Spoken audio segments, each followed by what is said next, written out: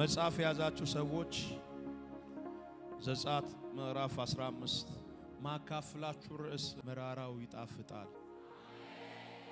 አጠገባችሁ ያለው ሰው መራራው ይጣፍጣል በሉት። ከቁጥር 20 ጀምሮ ሲናንብበው የአሮን እህት ነቢይቱ ማርያም ከበሮ በእጇ ወሰደች። ከበሮን በእጇ ምን አደረገች? ወሰደች። ሴቶችም ሁሉ በከበሮና በዘፈን በኋላዋ ምን አሉ? ወጡ። ማርያምም ምን እያለች? እየዘመረች መለሰችላቸው፣ በክብር ከፍ ከፍ ብሏልና ለእግዚአብሔር ዘምሩ። ለማን? ለእግዚአብሔር ዘምሩ። ከዛስ ፈረሱንና ፈረሰኛውን በባህር ጥሏልና። አጠገብ ያለውን ሰው ጠላትን እግዚአብሔር ጥሎታል በሉት። ድገሙና በሉሲ። እጃችሁ ከፍ አድርጉና ከሳሽን እግዚአብሔር ጥሎታል በሉ። ሌሊት አንድ ራእይ አይቻለሁ። የሆነ ሰው ቤት ውስጥ እባብ ይሞታል። በረከት ያዘ እባብ፣ ፈውስ ያዘ እባብ፣ በር የዘጋ እባብ፣ ወደ ቤት የተላከ እባብ፣ ከምቀኞች ሰፈር የተላከ እባብ። እጅሽ ከፍ አድርግና እባቡ ይገደላል በለኝ። ዘንዶ ይገደላል በለኝ። አውሬው ይገደላል በለኝ። በረከትን የሚሰርቅ የእግዚአብሔርን ፕሮግራም የሚያሰገኝ ያ እባብ ዛሬ ይመታል። አጠገባችሁ ያለውን ሰው እባቡ ይገደላል። ፈረሱንና ፈረሰኛው ምን አርጓል? በባህር ጥሏልና። ሙሴም እስራኤልን ከኤርትራ ባህር አስጉዞ ወደ ሱር ምድረ በዳ ወጡ። በምድረ በዳም 3 ቀን ሄዱ፣ ውሃውም አላገኙ። ከዘመሩ በኋላ የሰማችሁኝ ነው። ከዘመሩ በኋላ እግዚአብሔርን ካመሰገኑ በኋላ የእግዚአብሔርን ክብር ከተናገሩ በኋላ ጉዞ ልክ ሲጀምሩ ሱር የሚባል ምድረ በዳ በመጡ ጊዜ የሚጠጣ ውሃ ምን አለው? አጡ ይላል። ከዛስ ውሃ አላገኙም ይላል። ወደ ማራም በመጡ ጊዜ የማራ ውሃ መራራ ነበር፣ ሊጣፍጥ ሊጠጡም አልቻሉ። ስለዚህ ስፍራ ስሙን ማራ ብሎ ተጠራ። ሕዝቡም ምን እንጠጣለን ብሎ በሙሴ ላይ አጉረመረመ። ዛሬ እግዚአብሔር ከእጃችን ነጥቆ የሚወስደው አንድ ምዕራፍ አለ። ከጎናችሁ ያለውን ሰው የማጉረምረም ምዕራፍ ይወሰዳል በለው። የምን ምዕራፍ? የማጉረምረም ምዕራፍ። እግዚአብሔር ከእጅሽ ዛሬ ይነጥቃል። ያጉረመረማችሁ የመጣችሁ ሰዎች አውጥቶ በረሃው ላይ ጣለኝ፣ አውጥቶ እግዚአብሔር ረሳኝ፣ አውጥቶ እግዚአብሔር እንደዚህ አደረገኝ እያላችሁ እየተንኮሻኮሻችሁ የመጣችሁ እግዚአብሔርን እያማችሁ የመጣችሁ ካላችሁ እመኑኝ፣ እግዚአብሔር ወደ አላችሁ ስፍራ ያደርሳቸዋል። እስቲ ከጎናችሁ ያለውን ሰው እግዚአብሔር ያደርሰሃል በሉ። ሙሴም ወደ እግዚአብሔር ጮኸ፣ እግዚአብሔርም እንጨት አሳየው። ሙሴ ወደ ማን ጮኸ? ወደ እግዚአብሔር ጮኸ። እግዚአብሔር ምን አሳየው? እንጨት አሳየው።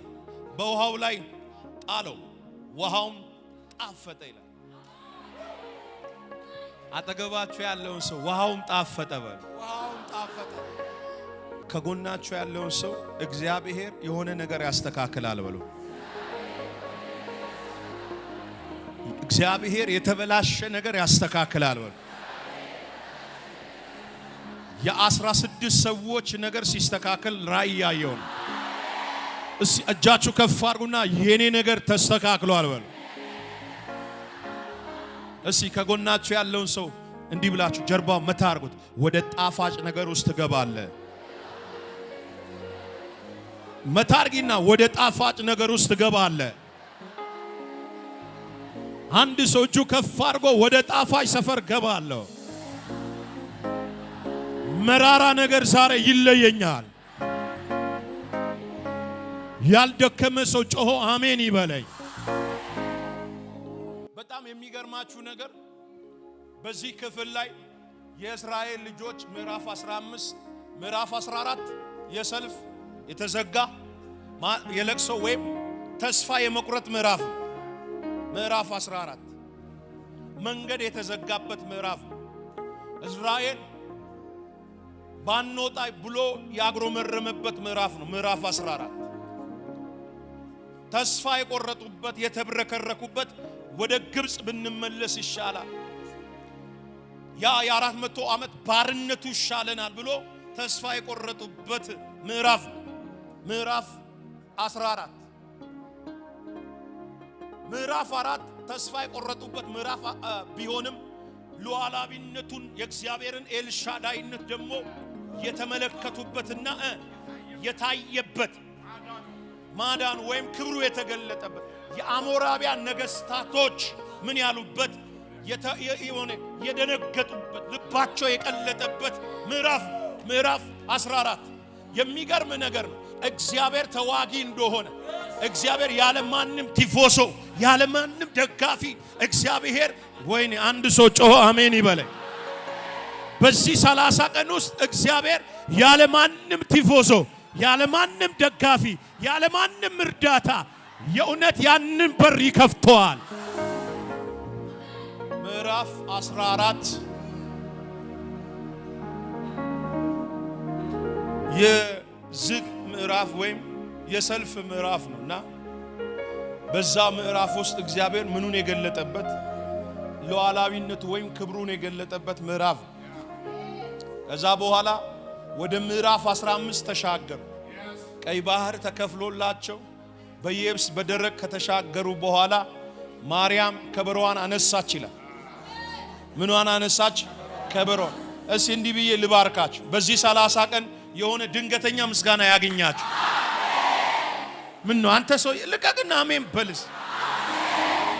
እና የሚገርማችሁ ነገር ምዕራፍ 15 ላይ ማርያም ከእህቶቿ ጋር ሆና የማን እህት ይላታል? የሙሴ እህት ማለት የነቢይቷ ምን ይዛ ይላል? በሮዋን ይዛ ይላል። በክብር ከፍ ከፍ ብሏልና ለእግዚአብሔር ምን እላለሁ?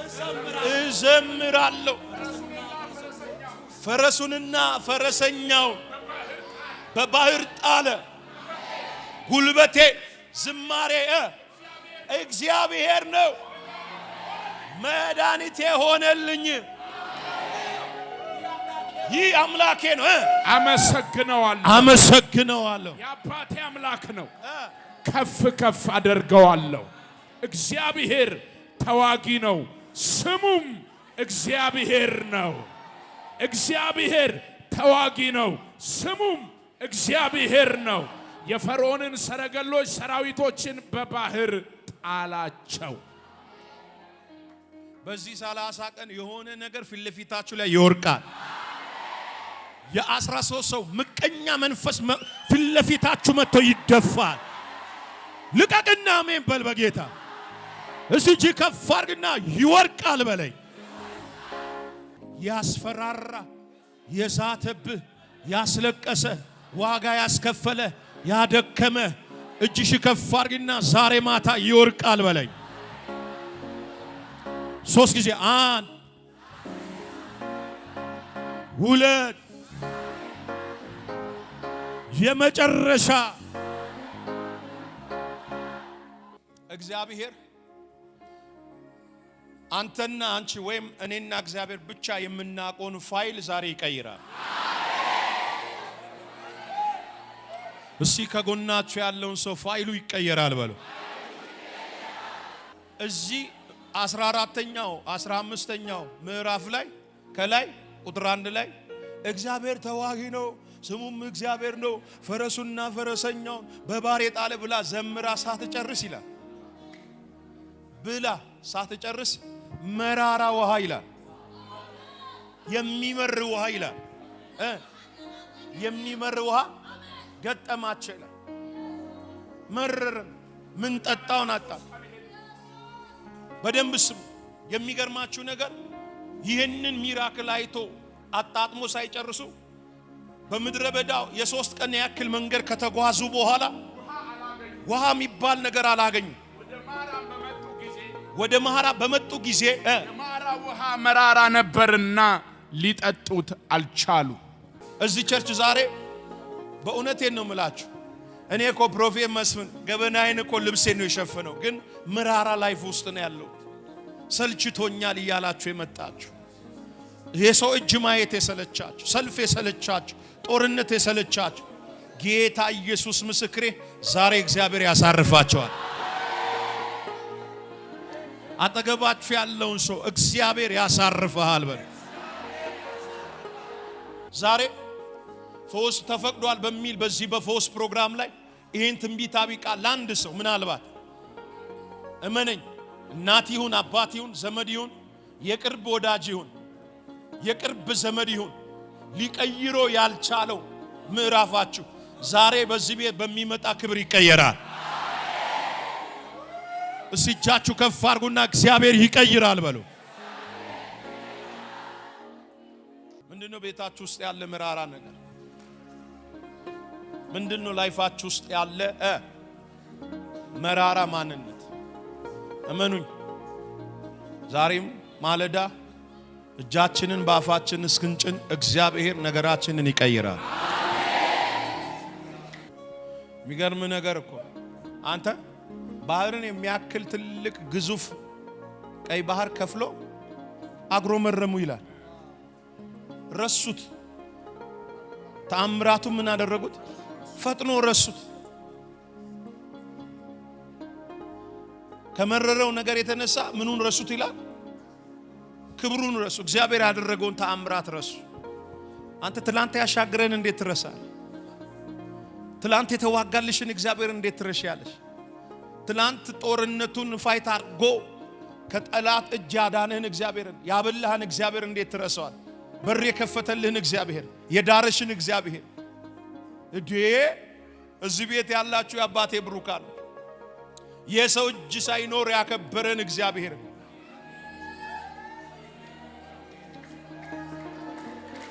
እግዚአብሔር ዛሬም ታማኝ እዚህ ውስጥ አያችኋለሁ። ከመከራውና ከየጠበቃችሁ ካለው ከተስፋ ቃል መዘግየት የተነሳ የተብረከረካችሁ ጉልበታችሁ ይላል አቅማችሁ የተበላ ዛሬ ለእናንተ መልእክት አለኝ። እግዚአብሔር መራራው ምዕራፍ ይቀይራል። ተው የእግዚአብሔር የመራራው ምዕራፍ ይቀይራል። እጃችሁ ከፍ አድርጉና እግዚአብሔር መራራው ምዕራፍ ይቀይራል በሉ። እግዚአብሔር ዳዊትን ከጠላቶቹ ባሳረፈው ሰዓት በቤት በተቀመጠ ሰዓት እኔ በሚያምር በቤት በወርቅ በተሰራ ቤት ተቀምጬ ነበር፣ የእግዚአብሔር ታቦት እንዴት በድንኳን ውስጥ ይቀመጣል ብሎ የትዕቢት ንግግር ትንሽ ሲናገር እኔ ለእግዚአብሔር ቤት ልስራ ለናታን ናታን ስራ እግዚአብሔር ካንተ ጋር አለ ዴቭ አለው። በዛው ሌሊት እግዚአብሔር መጣና እንደዚህ አለው፣ ናታን ማንን ሰምተህ ነው ያልከው? ዳዊት ቤቴን አይሰራም።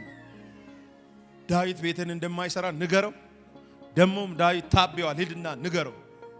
ምን ብዬልም አባትና እናት ረስተው በነበረው ሰዓት ሰልፍ ውስጥ ባልተሰለፈ ሰዓት በግ እየጠበቀ በግ እያለ እየሸተተ እያለ እኔ በእስራኤል ላይ አለቃና ንጉሥ ይሆን ዘንድ ከበግ እረኝነት ወሰርኩት፣ አለቃ አደረኩት። በምድር ላይ ካሉ ታላላቅ ስሞች መካከል ስሙን አደረጉ፣ አገነንኩት፣ አከበርኩት። ናታን ይሄንን ሂድና ለዳዊት ንገረዋል። ማን ረዳው ከኔ ውጭ? ማን አገዘው ከኔ ውጭ? አባት አሰልፎ እኮ ሰባተኛ ልጆች ውስጥ እንኳን ረስቶታል። የለም ሰልፍ ውስጥ እኮ ዳዊት አልነበረም። እኔ ከበግረኝነት እሱን አይደል ምን ያደረኩት የወሰርኩት የሳብኩት የረዳውትን እኔ እግዚአብሔር ረሳ። በግ ከሚልበት ሰፈር አምጥቼ ዝናውን ከፀሐይ መውጫ እስከ መጥለቂያ ያወጣውለታል። ዛሬ እዚህ ቤት ውስጥ ያላችሁ የአባቴ ብሩካኖች እቺ መልእክት ለመናገር ነው ዛሬ እዚህ ቸርች የመጣሁት። እግዚአብሔር እከሌ ረዳዋት እከሌ እኔ እኮ አደረስኳት እዚህ እንዳይል የሰው እጅ የሌለውን በዚህ 30 ቀን የሆነ ነገር ሰርቶ ያሳይሃል። ከጎናችሁ ያለ እንዲህ በሉትስ ያለ ማንም ቲፎዞ ይረዳሃል በለው። ያለ ማንም ድጋፍ በሎስ እግዚአብሔር ይረዳሃል በል። እግዚአብሔር ለ27 ሰዎች በዚህ ወር ውስጥ የሰው እጅ የሌለ ነገር እንድትናገሩ፣ እንድታወሩ፣ እንድታመሰግኑ አንደኛው እኔ ነኝ፣ አንዱ እኔ ነኝ። አንቺ ራስሽን አስገቢ። በኢየሱስ ክርስቶስም ዛሬ ተነብያለሁ። የሰው እጅ የሌለ እርዳታ ከሰማይ ይምጣለ።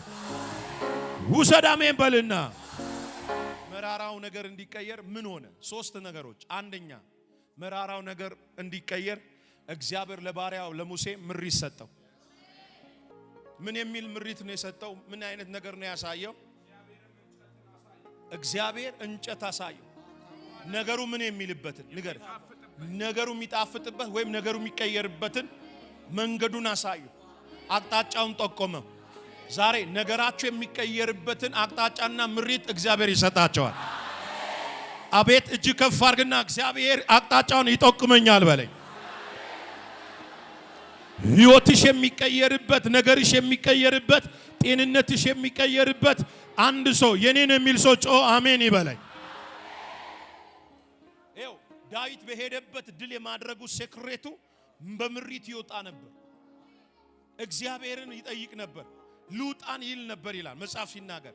ሁለተኛ እግዚአብሔር መራራውን ነገር በምን ቀየረ? ባሪያው ሙሴ ወደ እግዚአብሔር ምን አለ ይላል? ነገር እንዲቀየር ትፈልጋለህ? ወደ እግዚአብሔር ጩህ። ነገር እንዲለወጥ ትፈልጋለሽ? ወደ እግዚአብሔር ጩሂ። እግዚአብሔር ነገርሽን ይቀይራል። ለዚህ ነው እግዚአብሔር ኤርሚያስን ወደ እኔ ምን በል፣ እኔ ምን እላለሁ? አንተም የማታውቀውን ታላቅና ኃይለኛ ነገር አሳይሃለሁ። ይሄ ወዳጆቼ እንደ እግዚአብሔር ነቢይ አንድ ነገር ልንገራችሁ። እውነተኛ ጩኸት እግዚአብሔርን ያስጠራል። የጢሞቴዎስ ልጅ ጴርጠሚዮስ ኢየሱስ በኢያሪኮ ያለፈ ምን አደረገ ይላል? ጮኸ ይላል። የዳዊት ልጅ ሆይ ማረኝ ማረኝ።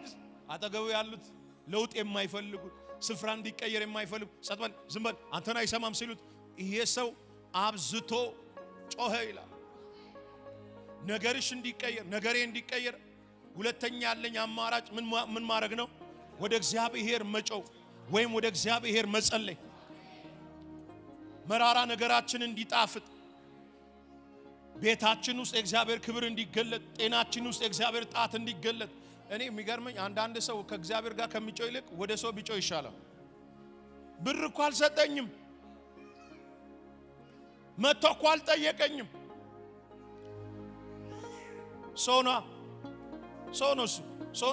ሶናታሷ ወደ እግዚአብሔር ስትጮይ ነው መፍትሄ አለ። ወደ ሰው ስትጮይ ሰው ነው የምትረብሽው። አረባካችሁ ላገኛችሁበት ስፍራ ሁሉ አትጩ፣ ወደ ዋናው ኔትወርክ ጩ። ዛሬ ለሚጮው ሰው በዚህ 30 ቀን ሉቃስ ላይ ምን እንደሚል ታውቃለህ? ቀንና ሌሊት ለሚጮው ለምርጦቼ ይላል። እንዴት ፈጥኜ አልፈርድም።